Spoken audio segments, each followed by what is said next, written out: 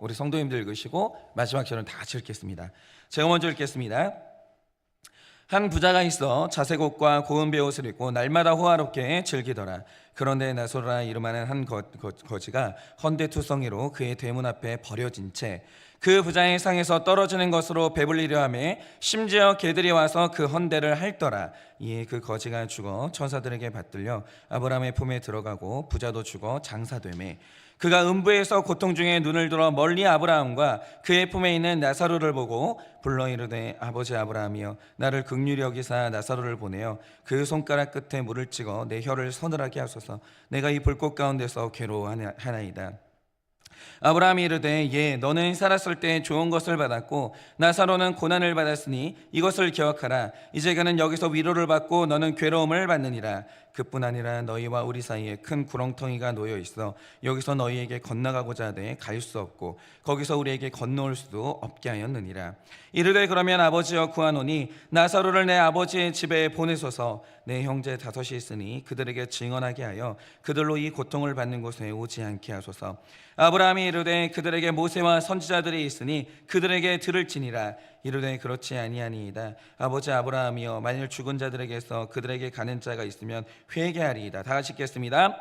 이르되 모세와 선지자들에게 듣지 아니하면 비록 죽은 자 가운데서 살아나는 자가 있을지라도 권함을 받지 아니하리라 하였다 하시니라. 아멘.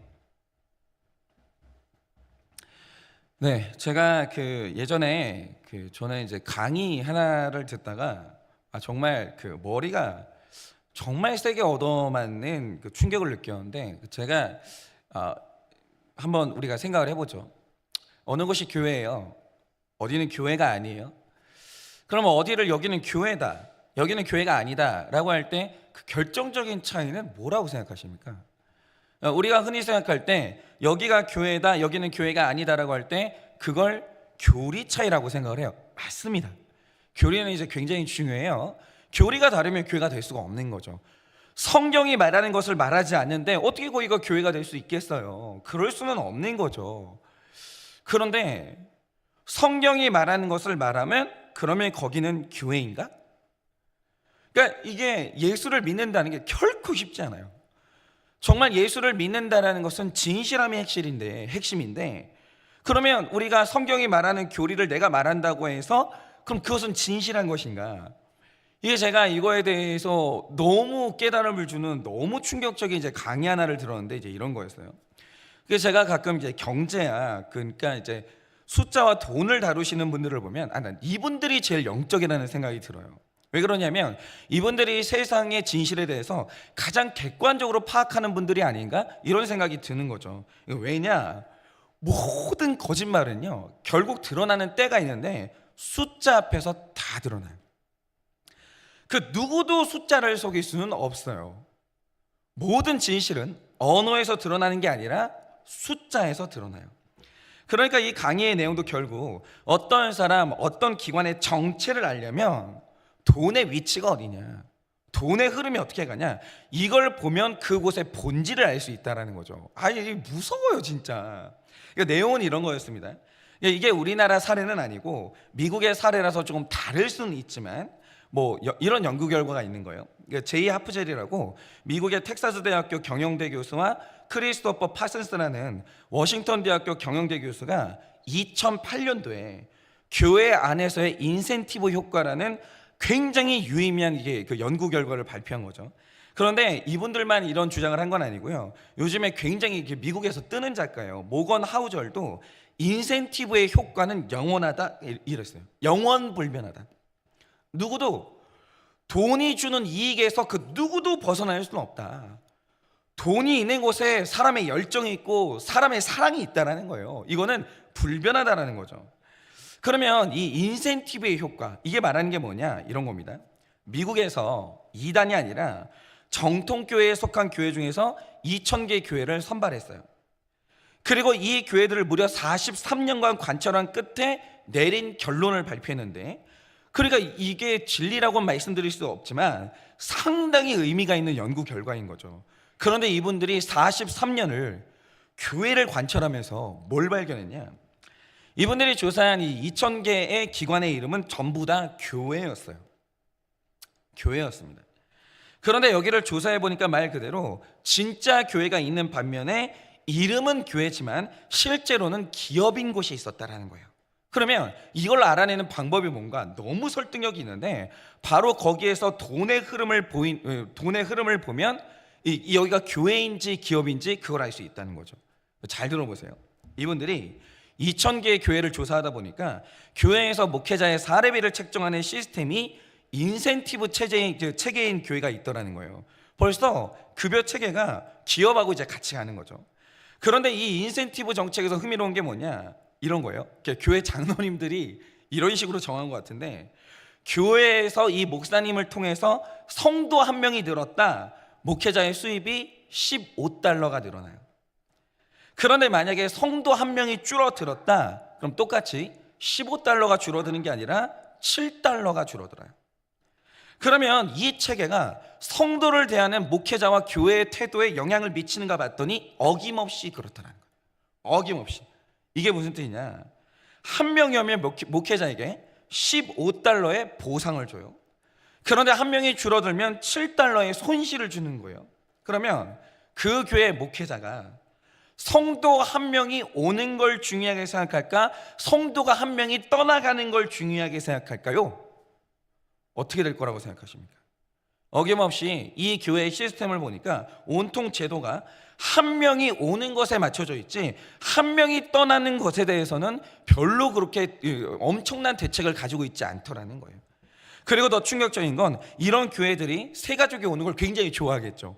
오면 $15가 이제 늘어나니까 새 가족이 오는 걸 너무너무 좋아하는 거예요. 그런데 그 새 가족은 어떤 새 가족을 선호할까요?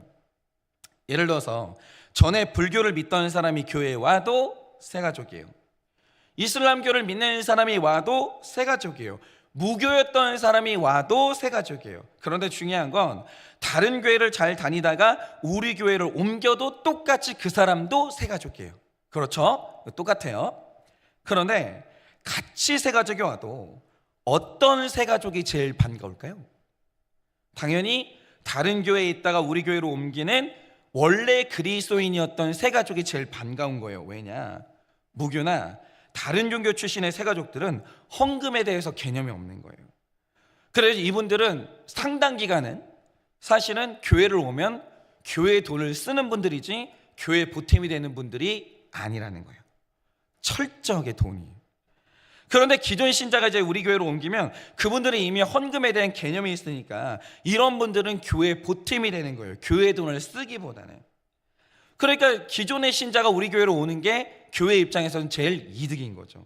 그래서 인센티브 체계를 가진 교회에서 새 가족의 비율을 조사해 본 거예요. 그런데 새 가족 중에 불신자가 많은지 아니면 수평 이동이 많은지 조사를 보니까 인센티브 체계의 교회 중에서 거의 100%에 가까운 교회가 새 가족 중에 수평 이동 비율이 압도적으로 많더라는 거예요.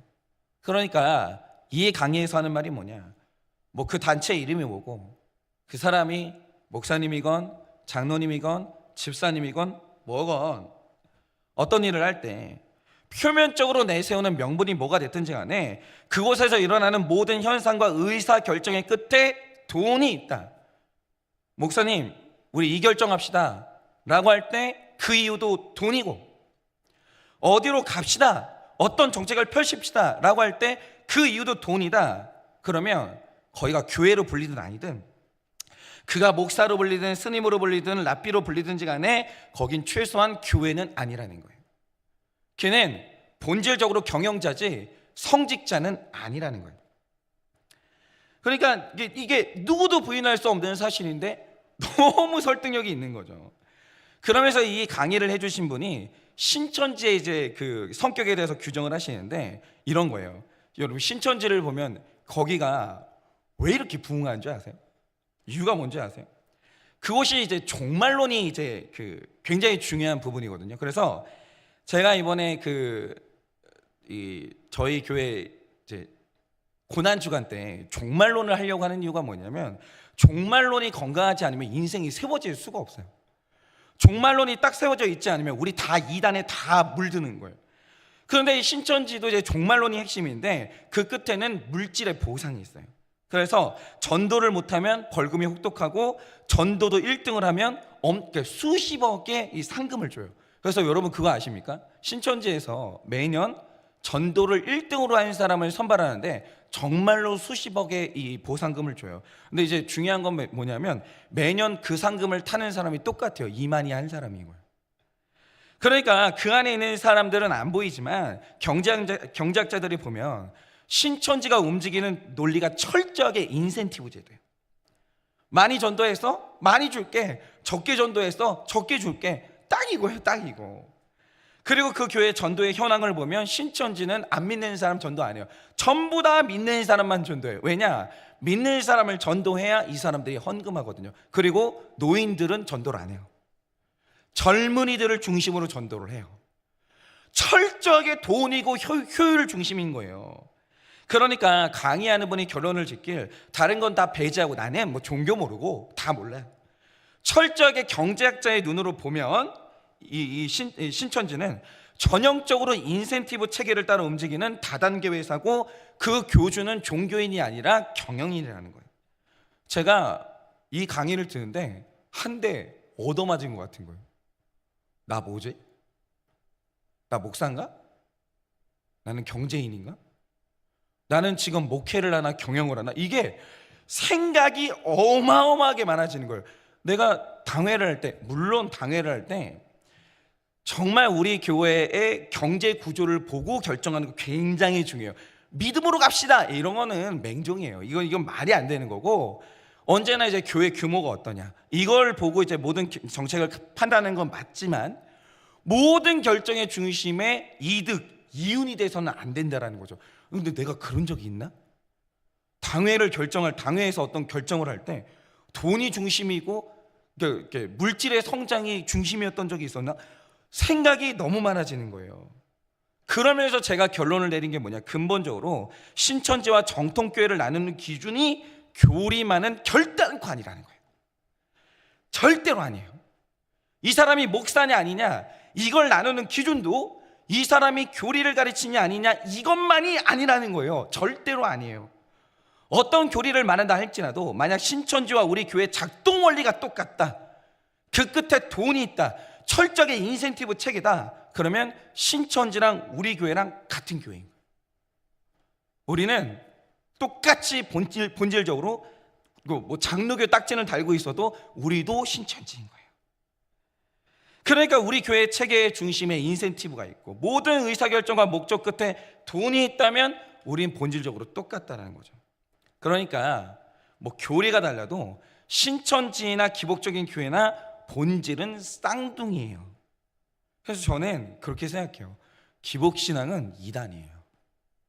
그건 기독교가 아니에요. 왜? 신천지가 기복주의거든요. 철저하게 기복주의거든요. 뭐가 달라요? 그래서 저는 기복신앙은 뭐 장로교 딱지를 달고 뭐 감리교 딱지를 달아도 저는 그거는 이단이라고 생각해요.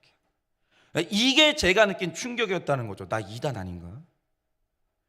그러면서 제가 이제 결심하게 된 게 뭐냐면 교리만 교회를 교회되게 하는 게 아니라 교회 안에서 돈의 포지션, 그리스도인의 삶에서 돈의 포지션은 굉장히 중요하다는 거예요. 교회도 돈이 있어야 돼요. 교회는 재정이 굉장히 중요합니다. 돈이 없으면 사역이 안 되는 거예요. 그런데 교회가 교회 되려면 그 교회에서 돈의 위치를 잘 설정하는 게 무엇보다 중요하다는 거예요. 그리스도인은 돈이 없는 사람이 그리스도인이 아니에요. 그리스도인은 돈이 올바른 위치에 있는 사람이 그리스도인인 거예요. 그런데 오늘 본문이 말하는 게 바로 이겁니다. 여러분, 오늘 본문은요 따로 떨어진 예화가 아니라 지난 이제 불의한 청지기의 비유로부터 한 줄기로 쭉 이어져 나오는 예화예요. 그런데 오늘 본문도 문자 그대로만 볼 것이 아니라 이 내용에 담겨져 있는 핵심 메시지를 보셔야 되는 거예요. 그러니까 어떤 분들이 이 메시지를 그냥 본문을 그냥 겉으로 보면 오늘 말씀은 부자는 지옥 가고 거지는 천국 간다, 부자는 나쁜 사람들이고 가난한 사람은 불쌍한 사람들이다, 선량한 사람들이다, 이런 걸 말하는 게 결단코 아니에요. 제가 말씀드리지만 기독교는 복을 말하는 종교고 이 땅에서도 복을 받는 게 중요해요. 기독교는 절대로 무소유를 주장하지 않습니다. 그건 불가능해요. 무소유자가 어디 있어요? 산다는 것 자체가 소유로부터 시작하는데, 그런 이상한 소리 하지 말고 기독교는 무소유를 주장하는 종교는 아니라는 거예요. 물질에는 선과 속이 없습니다. 물질은 선도 아니고 악도 아니에요. 오직 그 물질을 쓰는 사람과 방향이 돈의 성격을 규정할 뿐인 거예요. 그런데 여러분 보세요. 여러분 이제 오늘 말씀을 보면 한 부자가 나오고 거지가 나와요. 그런데 이 명칭도 그대로 볼 것이 아니에요. 여기에서는 부자나 가난한 자나 이거보다 훨씬 더 중요한 정체성이 나와 있어요. 다시 말씀드리지만 이거는 메시지를 전달하기 위한 예화인 거예요. 그래서 의미가 굉장히 중요한데, 여기에 나오는 부자라는 명칭과 거지라는 명칭보다 훨씬 더, 사실 이 본문이 강조하는 훨씬 더 중요한 명칭이 있어요. 그게 뭐냐? 이 이야기에 나오는 사람 중에 부자도 그렇고 가난한 사람도 거지도 그렇고 둘 다 불신자가 아니라는 거예요. 둘 다 유대인이에요. 그러면 뭘 보면 이걸 알 수 있냐? 22절을 보면 거지가 죽어서 누구 품에 들어갔냐라고 하면 아버지 아브라함의 품에 들어갔어요. 이건 이제 거지 나사로가 유대인이라는 이 뜻의 상징적인 표현이죠. 그런데 충격적인 건 뭐냐? 부자가 지옥 갔어요. 그런데 지옥에서 천국에 있는 아브라함이 보이는 거예요. 그러자 이 부자가, 지옥에 간 부자가 아브라함을 뭐라고 부릅니까? 24절을 보면 아버지여 이렇게 불러요. 지옥에 갔는데 아브라함을 뭐라고 부르냐? 누구세요? 이러는 게 아니라 아버지여 이렇게 불렀다고요. 그런데 유대인들은 아브라함을 자기 아버지, 즉 조상으로 불렀거든요. 그러니까 부자나 거지나 둘 다 유대인이었던 거예요. 둘 다 난지 8일 만에 할례를 받아 몸에 유대인의 표가 똑같이 있는 자들이고 둘 다 성인이 될 때까지 모세 오경을 암기했던 사람들이에요. 이건 유대인들이면 누구도 벗어날 수 없는 똑같은 의무사항이에요. 둘이 똑같아요. 그런데 한 명은 자기 아버지 아브라함의 품에 안겼고 한 명은 지옥 갔어요. 그러면 이유가 뭐냐 이거예요. 그러니까 이걸 다시 말하면 둘 다 똑같이 교회에 다녔다라는 거예요. 어쩌면 둘 다 똑같이 모태신앙일 수 있어요. 세례 받았어요. 그런데 한 명은 지옥 갔어요. 한 명은 천국 갔어요. 그러면 중요한 거 이거 아니에요? 이유가 뭡니까? 이유가 뭡니까? 그 이유가 19절부터 21절에 기록되어 있는데, 여기 기록된 부자의 마인드를 보면 철저하게 인센티브 체계예요. 그러니까 이런 거죠. 내가 자색 옷과 고운 베옷을 입고 날마다 호화롭게 즐기는 이유가 뭔가? 이 사람은 중요한 게 이거예요. 누리는 건 좋아요. 하나님이 물질을 주셨는데 왜 그걸 안 써요? 누리는 건 좋아요. 근데 중요한 게 뭐냐? 돈의 위치라는 거죠. 내가 왜 이렇게 즐겨? 이유는 뭐냐면 내가 그만큼의 성과를 냈기 때문이에요. 이거는 내 성과고 내 거예요. 내가 훌륭해서 이렇게 된 거예요. 그래서 내가 돈을 번 만큼 나는 먹는 것이고, 돈을 번 만큼 이 돈 때문에 나는 훌륭한 사람이고, 딱 그 돈만큼 나는 대접을 받아야 되는 거예요. 그러니까 이 사람이 나를 평가하는 기준이 뭐냐? 주인의 평가가 아닌 거예요. 이 사람은 주인의 평가가 중요한 게 하나도 아니에요. 중요한 게 뭐냐면 내가 얼마만큼의 돈을 벌었고 내가 돈을 펑펑 썼다. 내가 지역사회에 이 정도로 내가 기여를 했다. 철저하게 돈을 가진 나. 이 돈으로 뭘 했냐? 이게 이 사람의 전부인 거예요. 내가 훌륭해서 돈 벌었고, 그러니 없는 사람 좀 무시해도 되고, 나는 그럴 권리가 있다. 이 모든 행동의 근저에 뭐가 있냐? 돈이 있는 거예요. 내가 옳아요. 왜? 돈이 있어요. 내가 남 좀 무시해도 돼요. 왜? 돈이 있으니까. 나는 자신감이 있어요. 왜? 돈이 있으니까. 돈이에요. 돈이에요. 어떤 것도 아니에요. 돈이에요. 그러니까 그가 몸에 유대인의 할례표가 있고 그의 여권에 기록된 국적이 뭐가 됐든지 간에 그의 돈의 위치, 돈의 흐름을 보면 이 사람 정체가 딱 드러나는데, 이 부자가 열심히 달려가는 목적지를 멀리서 보면 그 글자가 GOD처럼 보여요. 아주 멀리서 보면 하나님, 갓, 그분이 내 인생의 목적인 것 같아요. 그런데 이 글자를 가까이서 가만히 보니까 L자 하나가 교묘하게 숨겨져 있는 거예요. 목적지가 하나님인 줄 알았는데 알고 보니까 골드인 거예요. 이게 내가 나한테 속는 거예요. 내가 나한테 속는 거예요. 정말 저 목회 열심히 하거든요. 저는 잘하지는 못해도 열심히는 하는 사람이에요. 왜냐 이거죠. 그냥 맨날 강단에 서가지고 설교하고 있으니까 내가 진짜 내 인생의 목적이 하나님인 줄 착각하나? 그거는 들여다 봐야 돼요. 내 인생에서 돈의 위치가 어디지? 그러니까 저는 만약에 제가 자신감이 있다고요. 왜 자신감이 있나? 내가 오늘 마음이 편하다고 하죠. 왜 평안한가? 내가 오늘 열심히 달려고 왜 달리나? 이거 있잖아요. 현미경으로 들여다보듯이 잘 들어봐야 돼요. 어떤 사람하고 결혼해요. 왜 그 사람이야? 왜 그 사람하고 결혼해? 내가 오늘 불안해요. 왜 불안해? 이거 있잖아요. 봐야 돼요. 부자는 관심이 없었어요. 자기가 그냥 율법 알고 있고 때 되면은 제사 드리고 이러니까 자기가 진짜 유대인인 줄 아는 거예요. 내가 진짜 하나님 믿는 줄 아는 거예요. 아니요. 이 사람 믿는 건 돈이에요. 돈이 모든 것의 근원인 거예요. 이게 바로 기복신앙을 가진 사람들의 정체인 거죠. 그런데 여러분 이 거지를 보자 이거죠. 이 거지를 보면 헌데투성이로 부자 앞에 버려졌는데 부자의 상에서 떨어지는 걸로 배를 채우고 몸의 곳곳에 상처가 있는 거예요. 그러면 도대체 이게 의미하는 바가 뭔가? 이 거지라는 존재의 의미가 뭔가? 이 땅에서는 이렇게 살아야만 천국 간다는 소린가? 그건 아니라는 거예요. 그러면 이 거지의 존재가 우리에게 말해주는 게 뭔가? 절묘하게도 성경을 보면 나사로와 똑같은 모습을 한 사람에 대한 기록이 나와요. 고린도전서 4장 11절 12절을 보면 이런 기록이 나옵니다. 바로 이 시각까지 우리가 줄이고 목마르며 헐벗고 매맞으며 정처가 없고 또 수고하여 친히 손으로 일을 하며 모욕을 당한 즉 축복하고 박해를 받은 즉 참고. 이 기록을 보면 방금 읽었던 나사로의 기록하고 너무 똑같아요. 너무 똑같아요. 그런데 여기에서 이 모습으로 살아가는 사람을 누구라고 밝히냐? 우리라고요. 우리. 그러면 우리가 누굽니까? 바울을 비롯한 신자들을 일컫는 게 우리라는 거예요. 우리. 근데 여기 좀 잘 들으셔야 돼요. 여기서 우리는 가난한 사람들이 우리다 이걸 말하는 게 결단코 아니라는 거예요. 이 본문이 말하고 싶은 게 뭔가 이걸 간파해야 되는 거예요. 그러면 우리와 나사로는 왜 이런 모습으로 살아간다라고 묘사가 되는가? 이거는 가난하고 헐벗고 굶주리고 이게 구원의 조건이다 이걸 말하는 게 아니에요.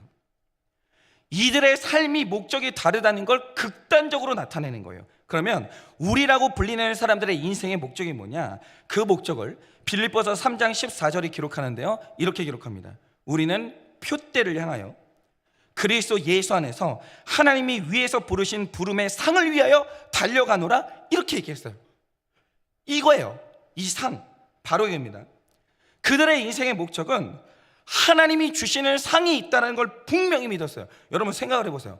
상하고 구원하고 달라요. 그러니까 이것도 제가 이번에 이제 고난주간 특세 때 이제 언급할 내용인데 구원하고 상하고 달라요. 여러분 사도 바울이 일평생을 아무것도 보지 아니하고 한 곳만 향해서 달려갔거든요. 그는 이방인들의 구원을 위해서 똑바로 달려갔어요. 그런데 설마 사도 바울이 구원의 확신이 없어서 인센티브 체계에 갇혀가지고 한 명을 전도를 더하면 내 구원이 가까워진다 이랬을 것 같으세요? 아니에요. 사도 바울은 다메섹 도상에서 예수님을 만나고 회심했던 그날 이미 구원을 받았어요. 구원의 문제는 이미 끝났다고요. 그게 그가 말하는 복음이에요.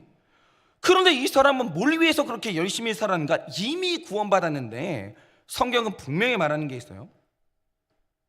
구원받은 자가 받을 상이 존재해요. 이거 굉장히 중요해요.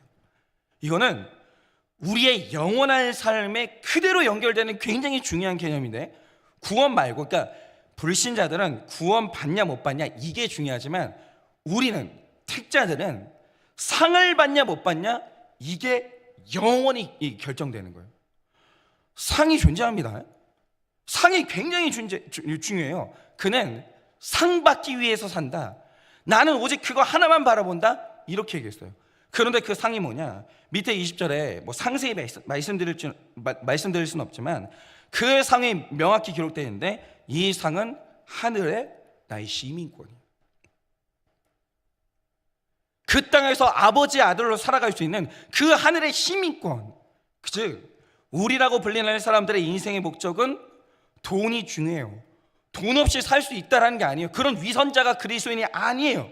그러나 인생의 목적이 결단코 그게 아닌 거예요. 나는 그 부르심에 합당한 나의 상, 아버지의 아들로 영원히 살아가는 내 인생의 하늘의 시민권, 이걸 위해서라는 나는 금전적인 이익도 포기할 수 있는 거예요. 만약에 내가 남들보다 더 많이 벌지 못하고 혹은 내가 이 땅에서 가난한다 할지라도 그것이 나를 우울하게 만들지는 않는다라는 거예요. 왜냐? 내 인생의 목적은 오직 표대가 하나인데, 부르심에 합당한 상을 받기 위해서 우리는 달려가기 위해서. 그래서 때로는 헐벗을 수 있어요. 굶주릴 수 있어요.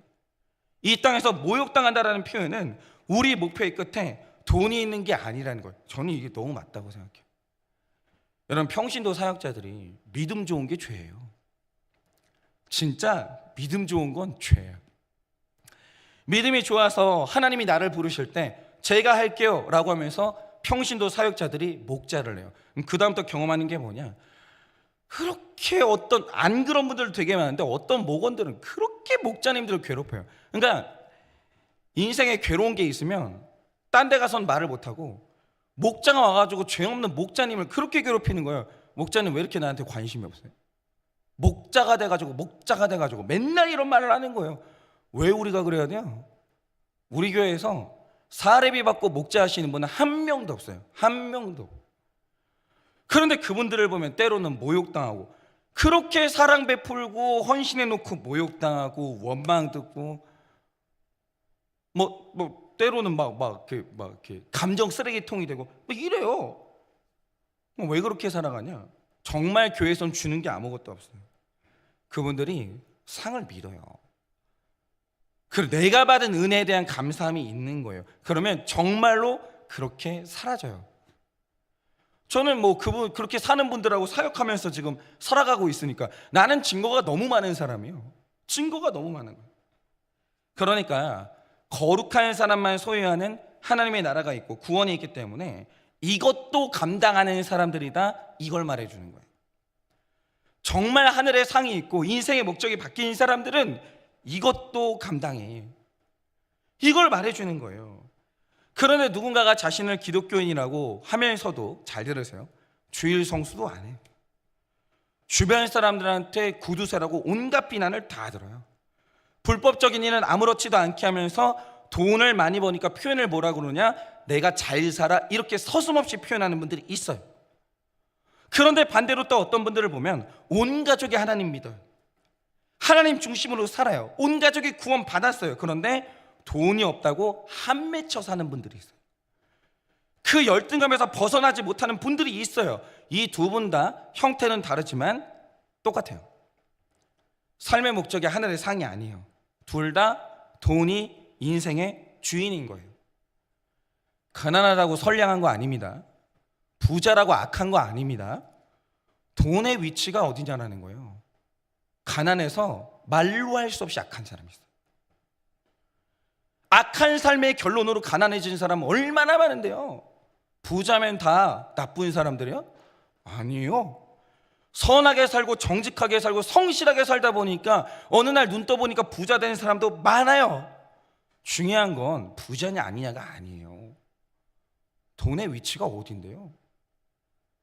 우리 자존감의 근거, 내가 오늘도 슬프고 괴로운데 그 슬픔과 괴로움의 근거, 그거 뭐냐고요? 그게 중요한 거죠.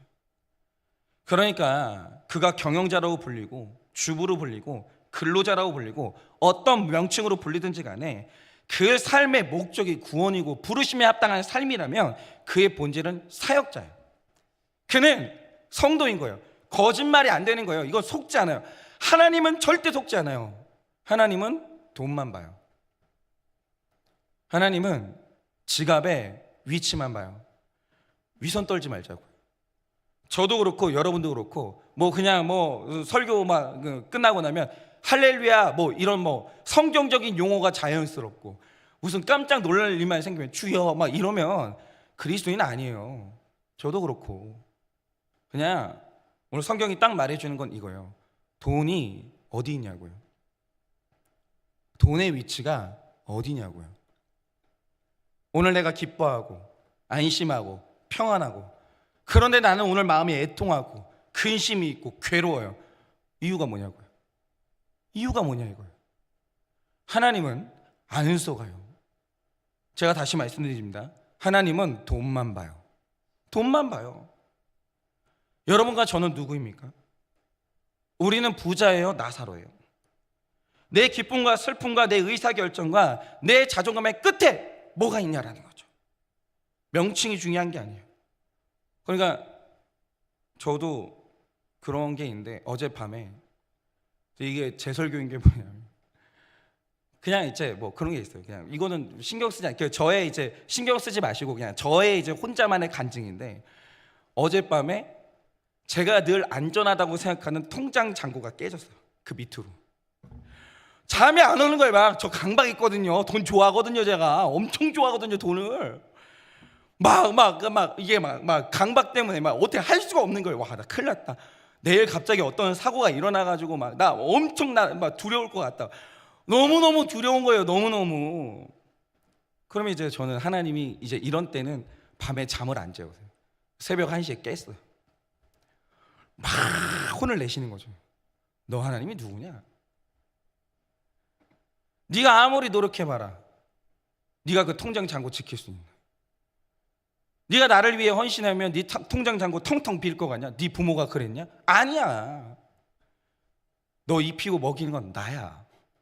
제발 목사로서 부끄럽게 살지 말고 정신 차리라고. 그래서 어젯밤에 또 회개하고 지금 정신 차릴게요. 그리고 평안한 얼굴로 이 말씀으로 제가 혼나면서 오늘도 듣고 있는 것이죠. 여러분, 우리는 누구입니까? 우리는 부자예요? 거지 나사로예요? 여러분, 오늘 뭐 때문에 든든하세요?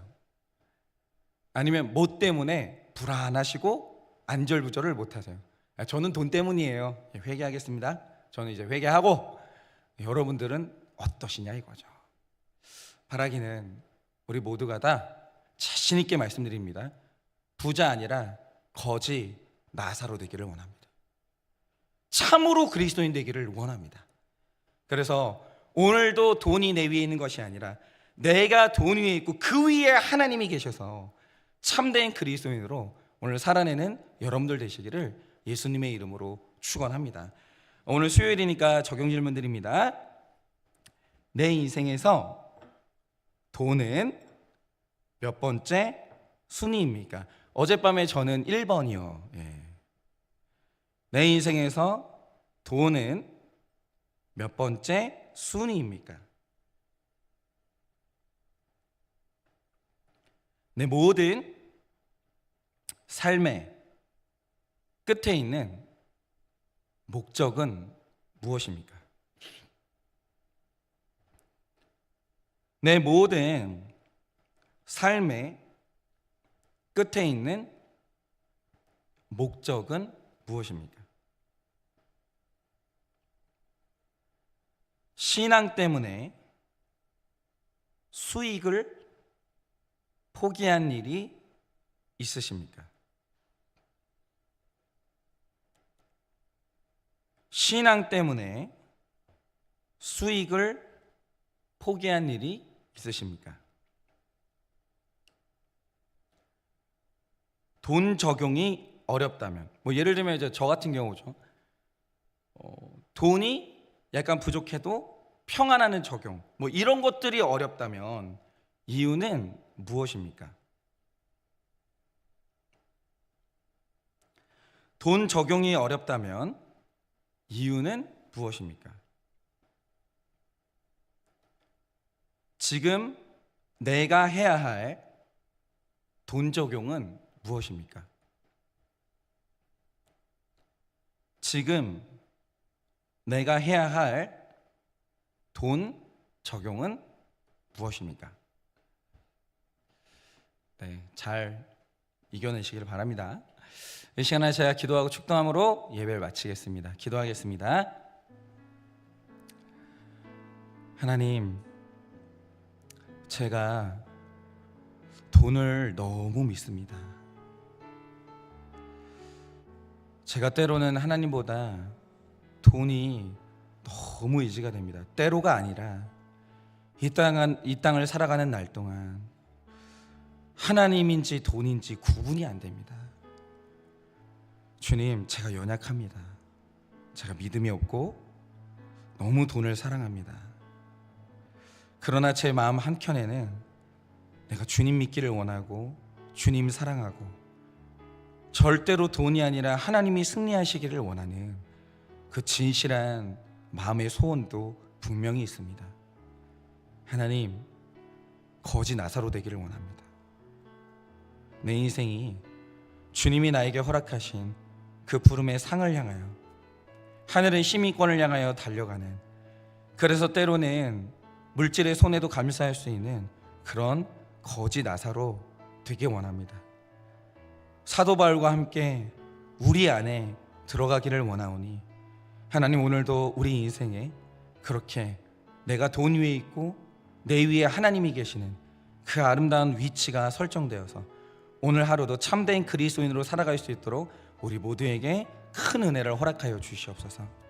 지금은 우리 주 예수 그리스도의 은혜와 하나님 아버지의 그 크신 사랑과 성령님의 위로하시고 교통하여 주시는 그 역사하심이 주님 앞에 속이지 아니하고 물질 앞에 정직히 서서 참된 그리스도인으로 증명받기를 원하는 사랑하는 모든 주의 종들의 머리 위에 지금으로부터 영원 무궁토록 함께 있을지어다. 아멘.